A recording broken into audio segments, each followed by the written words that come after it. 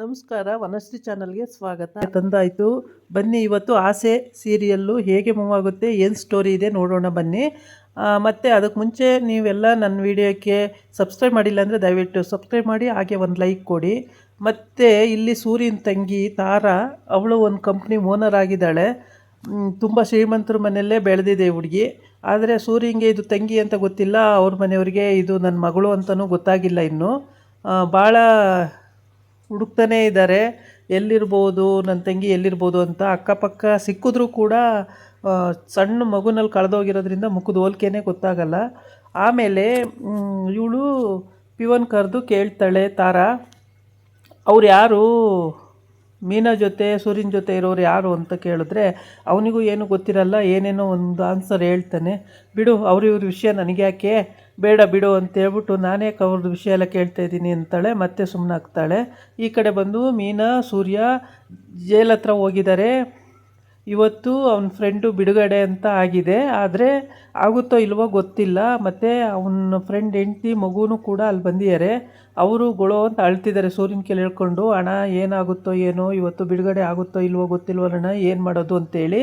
ಆವಾಗ ಅವಳು ಹಂಗೆ ಅಳ್ತಿರ್ಬೇಕಾದ್ರೆ, ಏನಾಗಲ್ಲಮ್ಮ, ಇವತ್ತು ಬಿಡುಗಡೆ ಆಗೇ ಆಗುತ್ತೆ, ಇವತ್ತೇ ಆಗುತ್ತೆ ಅಂತಲ್ಲ, ಬಿಡುಗಡೆ ಆಗುತ್ತೆ, ನೀವೇನು ಬೇಜಾರು ಮಾಡ್ಕೋಬೇಡಿ, ಸುಮ್ಮನಿರಮ್ಮ ಅಂತ ಹೇಳ್ತಾಳೆ. ಜೋರಾಗಿ ಅಳ್ತಾ ಇರ್ತಾಳೆ. ಅದಕ್ಕೆ ಮೀನಾ ಏನೇ ಹೇಳೋದು ಇವರಿಗೆ, ಯಾವ ರೀತಿ ಹೇಳೋದೆ ಅಂತ ಹೆಂಡ್ತಿ ಕೇಳ್ತಾನೆ. ಅವಳು ಹೇಳ್ತಾಳೆ, ಇಲ್ಲ ಆಗುತ್ತೆ, ಸುಮ್ಮನಿರಿ, ಬಿಡುಗಡೆ ಆಗೇ ಆಗುತ್ತೆ, ನೀವೇನು ಟೆನ್ಷನ್ ತಗೋಬೇಡಿ, ಆರಾಮಾಗ್ತೀರಾ, ಆಗುತ್ತೆ, ಬಂದೇ ಬರ್ತಾರೆ ಅಣ್ಣ ಅಂತ ಹೇಳ್ತಾಳೆ ಮೀನಾ. ಆಮೇಲೆ ಈ ಕಡೆ ಬಂದು ಬಿಡುಗಡೆ ಆಗಿ ಬರ್ತಾನೆ. ಬಂದು ಸೂರ್ಯನ ಫಸ್ಟು ತಪ್ಕೊಂಡು ಅಳ್ತಾನೆ. ಅತ್ತಾದಮೇಲೆ ಸೂರ್ಯನೂ ಅಳ್ತಾನೆ, ಅವನು ಅಳ್ತಾನೆ. ಆಮೇಲೆ ಮೀನನಿಗೂ ಥ್ಯಾಂಕ್ಸ್ ಹೇಳಿ ಹೆಂಡ್ತಿ ಕಡೆ ತಿರ್ಕೊಳ್ತಾನೆ. ಹೆಂಡ್ತಿ ಕಡೆ ತಿರ್ಕೊಂಡು ಮಗಳು ಹೆಂಡ್ತಿನೆಲ್ಲ ತಪ್ಕೊಂಡು ಅಳ್ತಾನೆ. ತುಂಬಾ ದುಃಖ ತಡಿನಾರ್ದಂಥ ಸನ್ನಿವೇಶ ಇದು. ಯಾಕೆ ಅಂದರೆ ಅಷ್ಟು ಕ್ಲೋಸ್ ಫ್ರೆಂಡ್ಸು ಯಾರೋ ಕುತಂತ್ರದಿಂದ ಸಿಕ್ಕಿಸ್ಬಿಟ್ಟು ಪಾಪ ಅವನ್ನ ಜೈಲಿಗೆ ಹೋಗೋ ಹಾಗೆ ಮಾಡಿರ್ತಾರೆ. ಹೀಗೇ ಆಗೋದು, ನಿರಪರಾಧಿಗಳು ಸಿಗಾಕೋತಾರೆ. ಅಪರಾಧಿಗಳಂತೂ ಆರಾಮಾಗಿ ತಿರುಗಾಡ್ಕೊಂಡಿರ್ತಾರೆ, ಏನೂ ಗೊತ್ತಿಲ್ಲದಲೇ ಕೆಲವೊಂದು ಟೈಮು ಜಡ್ಜೇ ಆಗಲಿ ಪೊಲೀಸೇ ಆಗಲಿ ಯಾಮಾರೋದುಂಟು. ಆಮೇಲೆ ಈ ಕಡೆ ಬಂದು ಮಗಳನ್ನ ಮತ್ತು ಹೆಂಡ್ತಿನ ಸತಾಯಿಸ್ತಾನೆ. ಸದ್ಯ ಬಿಡುಗಡೆ ಆಯ್ತಲ್ಲ ಅಂತ ಹೇಳ್ಬಿಟ್ಟು ಹೋಗ್ತಾನೆ. ಆವಾಗ ಕನಕನ ಗಂಡ ಅದೇ ರೋಡಲ್ಲಿ ಟೇಷನಿಗೆ ಬರ್ತಾನೆ. ಟೇಷನಿಗೆ ಬಂದು, ನೀನು ನಮ್ಮ ಅಮ್ಮನ ಸಾಯಿಸಿದೆಯಲ್ವ, ನೀನು ಬಿಡುಗಡೆ ಆಗಿದೆಯಲ್ವ, ಹೇಗೆ ನೀನು ಕಾರ್ ಓಡಿಸ್ತೀಯೋ ನಾನು ನೋಡ್ತೀನಿ, ನೀನು ಕಾರ್ ಓಡ್ಸೋಕ್ಕೆ ಕಾಲೇ ಇಲ್ದಂಗೆ ಮಾಡ್ತೀನಿ ಅಂತೇಳಿ ಶಪಥ ಮಾಡಿ ಹೋಗ್ತಾನೆ. ಹಂಗೆ ಮಾಡಬೇಡಿ ಅಣ್ಣ, ನನ್ನ ಜೀವನ ಹಾಳು ಮಾಡಿಬಿಡಿ ಅಣ್ಣ, ಅವ್ರು ಮಾಡಿಲ್ಲ ಅಣ್ಣ ಅದು ಅಂತ ಹೇಳಿದ್ರು ಯಾರೋ ಹೇಳ್ಕೊಟ್ಟು ಮಾಡಿಸಿದ್ದಾರೆ ಅಂದರೆ ಸೂರ್ಯ ಹೇಳ್ಕೊಟ್ಟು ಮಾಡಿಸಿದ್ದಾನೆ ಅಂತ ಇವ್ರು ಅಂದ್ಕೊಳ್ತಾರೆ. ಹಂಗೆ ಅಂದ್ಬಿಟ್ಟು ಅವನು ಹೋಗ್ತಾನೆ ಟೇಷನ್ಗೆ ಹೋಗಿ ಆ ಕಡೆ ಹೋದ್ಮೇಲೆ ಈ ಕಡೆ ಇವರು ಮನೆಗೆ ಹೋಗ್ತಾರೆ, ಅವ್ರ ಗಂಡ ಹೆಂಡ್ತಿ ಮಗು.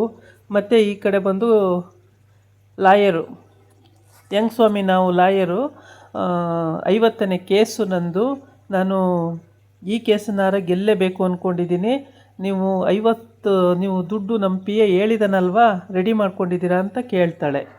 ಆವಾಗ ಅವಳು ಶಾಂತಿ ಹೇಳ್ತಾಳೆ, ಈಗಲೇ ಕೊಡಬೇಕಾ ಮೇಡಮರೇ, ದುಡ್ಡು ಅಡ್ಜಸ್ಟ್ ಆಗಿಲ್ಲ ಅಂತ ಹೇಳ್ತಾಳೆ. ದುಡ್ಡು ಅಡ್ಜಸ್ಟ್ ಆಗಿಲ್ಲ ಅಂದರೆ ಅದನ್ನ ಮತ್ತು ಕೇಸು ಹಂಗೆ ಇರುತ್ತೆ, ಡೈವರ್ಸ್ ಅಂತೂ ಬೇಗ ಆಗಲ್ಲ, ನೀವು ಎಷ್ಟು ಬೇಗ ದುಡ್ಡು ಹೊಂದಿಸ್ಕೊಡ್ತೀರೋ ಅಷ್ಟು ಬೇಗ ಡೈವರ್ಸ್ ಆಗುತ್ತೆ, ಇಲ್ಲಾಂದರೆ ಆಗಲ್ಲ, ಇಲ್ಲಾಂದರೆ ನಾನು ಕೋರ್ಟಿಗೆ ಬರಲ್ಲ, ನೀವು ದುಡ್ಡು ಕೊಟ್ಟಿಲ್ಲ ಅಂದರೆ ನಾನು ಕೋರ್ಟಿಗೆ ಬರಲ್ಲ ಅಂತ ಹೆಂಗೆ ಸ್ವಾಮಿ ನಾವು ಅವಳು ಹೇಳ್ತಾಳೆ.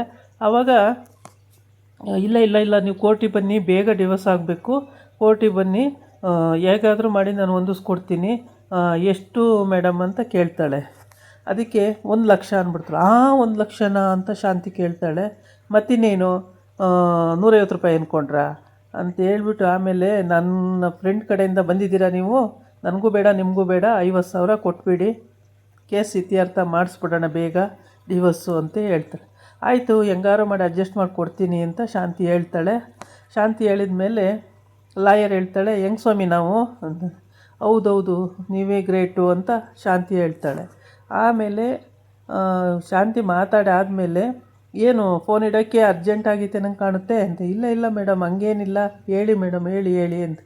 ಆಮೇಲೆ ಹೀಗೆ ನಾಳೆ ಅಡ್ಜಸ್ಟ್ ಮಾಡಿ ನನ್ನ ಅಕೌಂಟಿಗೆ ಬಂದುಬಿಡಬೇಕು, ಬಂದರೆ ಮಾತ್ರ ನಾನು ಕೋರ್ಟಿಗೆ ಬರ್ತೀನಿ ಇಲ್ಲಾಂದ್ರೆ ಬರಲ್ಲ ಅಂತೇಳಿ ಹೆಂಗೆ ಸ್ವಾಮಿ ನಾವು ಹೇಳ್ತಾಳೆ. ಆಮೇಲೆ ಅವಳು ಹೇಳಿದ್ಲಲ್ಲ ಅಂತೇಳ್ಬಿಟ್ಟು ಮನೆಯಲ್ಲಿ ಆಯಿತು ಹೆಂಗಾದ್ರೂ ಅಡ್ಜಸ್ಟ್ ಮಾಡಿಕೊಡ್ತೀನಿ ಅಂತ ಹೇಳ್ಬಿಟ್ಟಿದ್ದಾಳಲ್ಲ ಶಾಂತಿ. ಇವಾಗ ಈಗೇನು ಮಾಡ್ತಾಳೆ ಅವಳು, ಗಂಡನ ಹತ್ರ ಬರ್ತಾಳೆ. ಗಂಡ ಅಂದರೆ ರಂಗನಾಥ ಬುಕ್ ಓದ್ತಾ ಕೂತಿರ್ತಾನೆ, ಗಂಡನ ಹತ್ರ ಬರ್ತಾಳೆ. ಗಂಡನ ಹತ್ರ ಬಂದುಬಿಟ್ಟು ರಂಗನಾಥಪ್ಪ ಅವ್ರು ಏನೋ ಓದ್ತಾವ್ರೆ ಅಂತಾಳೆ. ಹ್ಞೂ ಬುಕ್ ಓದ್ತಾ ಇದ್ದೀನಿ ಶಾಂತಿ ಅಂತ ಅವನು ಅಂತಾನೆ ಸಮಾಧಾನದಿಂದನೇ. ಇವಳು ಲಾಯರೆಲ್ಲ ಮಾತಾಡಿಟ್ಟ ಮೇಲೆ ಶಾಂತಿ ಗಂಡನ ಹತ್ರನೇ ಬರ್ತಾಳೆ. ನೋಡಿ ಎಷ್ಟು ದೊಡ್ಡ ಆಫೀಸ್ ಮಾಡ್ಕೊಂಡಿದ್ದಾಳೆ ಇವಳು ಲಾಯರು. ಹೆಂಗೆ ಸ್ವಾಮಿ ನಾವು ಲಾಯರ್ ಇವಳು. ಆಮೇಲೆ ಯೋಚನೆ ಮಾಡ್ತಾಳೆ ಶಾಂತಿ ಕೂತ್ಕೊಂಡು. ಯೋಚನೆ ಮಾಡಿ ಲಾಸ್ಟಿಗೆ ಯಜಮಾನ್ರ ಹತ್ರನೇ ಕೇಳೋಣ ಅಂದ್ಕೊಂಡು ಯಜಮಾನ್ರ ಹತ್ರಕ್ಕೆ ಹೋಗ್ತಾಳೆ. ಅಲ್ಲಿ ಬುಕ್ ಓದ್ತಾ ಕೂತಿದ್ದಾಗ ಹಿಂಗೆ ದುಡ್ಡು ಬೇಕಂತೆ ಲಾಯರ್ಗೆ ವಾದ ಮಂಡಿಸೋಕ್ಕೆ ಅಂತ ಕೇಳ್ತಾಳೆ. ಎಷ್ಟಂತೆ?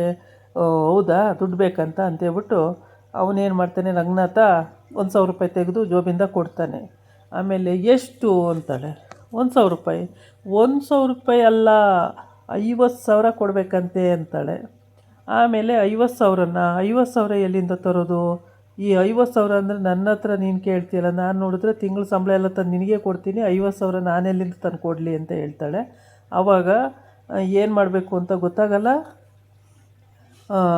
ಮಾತಾಡ್ತಾ ಇರ್ತಾರೆ. ಅಷ್ಟೊತ್ತಿಗೆ ಸೂರ್ಯ ಮೀನಾ ಬರ್ತಾರೆ. ಬಂದರು ಇನ್ನು ಎತ್ಕೊಟ್ಟು ಹೋಗ್ಬಿಡುತ್ತೆ. ಏನಾರು ಕೇಳೋಣ ಅನ್ನೋ ಅಷ್ಟರೊಳಗೆ ಇಲ್ಲಿ ಅಡ್ಕಾಯಿಸ್ಕೊಬಿಡ್ತಾರೆ ಅಂತ ಹೇಳ್ಬಿಟ್ಟು. ಏನು ಸಕ್ಕರೆ ಅದು ಅಂತ ಕೇಳ್ತಾನೆ ಸೂರ್ಯ. ಏನು ಸಕ್ಕರೆ ಅಂತ ಕೇಳ್ತೀಯಲ್ಲ, 50,000 ರೂಪಾಯಿ ನಾವು ಹೊಂದಿಸ್ಕೊಡ್ಬೇಕಂತೆ ಕೇಸ್ ಇತ್ಯರ್ಥ ಆಗೋಕ್ಕೆ ಅಂತ ಹೇಳ್ತಾರೆ. ಕೇಸ್ ಇತ್ಯರ್ಥ ಆಗೋಕ್ಕೆ ನಿನ್ನ 5 ಡಿಗ್ರಿ ಮನೋಜ ಇದ್ದಾನಲ್ಲ ಅವನ್ನೇ ಅಯ್ಯೋ ಪಾಪ ಅದು ಮಗು ಅದ್ರ ಎಲ್ಲಿಂದ ತರುತ್ತೆ, ಅದು ಪಾಪ ಅದ್ರ ಹತ್ರ ದುಡ್ಡಿಲ್ಲ, ಅದು ಎಲ್ಲಿಂದ ತರುತ್ತೆ ಅಂತಾಳೆ. ಹಾಂ ಬೆರಳು ಕೊಟ್ಟರೆ ಚೀಪಕ್ಕೆ ಗೊತ್ತಿಲ್ಲ ನಿನ್ನ 5 ಡಿಗ್ರಿ ಮನೋಜಿಗೆ ಪಾಪ ಮತ್ತೆ ಅಂತಾನೆ ಸೂರ್ಯ. ಸುಮ್ಮ ಕೂತ್ಕೊಳ್ಳೋ ಪಾಪ, ನನ್ನ ಮಗು ಮೇಲೇ ಯಾವಾಗ ನೋಡಿದ್ರು ಕಣ್ಣು ನಿನಗೆ, ಆ ಮಗುನ ಯಾವಾಗಲೂ ಕೊಳಿಕೊಂತೀರಾ ಅಂತ ಬೈತಾಳೆ. ಸರಿ ಅಂಥೇಳಿ ಹಿಂಗೆ ಮಾತಾಡ್ತಾ ನಿಂತಿರ್ತಾರೆ. ಅಷ್ಟೊತ್ತಿಗೆ ಅವ್ರ ಅಜ್ಜಿ ಎಂಟ್ರಿ ಆಗುತ್ತೆ. ಅವ್ರ ಅಜ್ಜಿ ಬರುತ್ತೆ ಊರಿಂದ.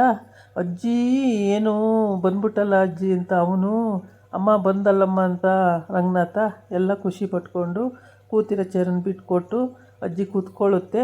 ಅಷ್ಟೊತ್ತಿಗೆ ಏನು ಮಾಡೋದು ದುಡ್ಡಿಗೆ ಅಂತ ಯೋಚನೆ ಮಾಡ್ತಿರ್ತಾರೆ. ಅಷ್ಟೊತ್ತಿಗೆ ಮೀನಾ ಹೂ ಕಟ್ತಾಳಲ್ವ, ಆ ಹೂ ಕಟ್ಟೋ ಓನರ್ ಬಂದು 500 ಮಾರು ಹೂ ಬೇಕಾಗಿದೆ ಮೀನಾ, ನಾಳೆನೇ ಕಟ್ಕೊಡು ತುಂಬ ದುಡ್ಡು ಬರುತ್ತೆ ಅಂತ. ನಾಳೆ ಇವತ್ತು ರಾತ್ರಿ ಹೆಂಗಣ್ಣ ಕಟ್ಟೋದು ಅಂತ.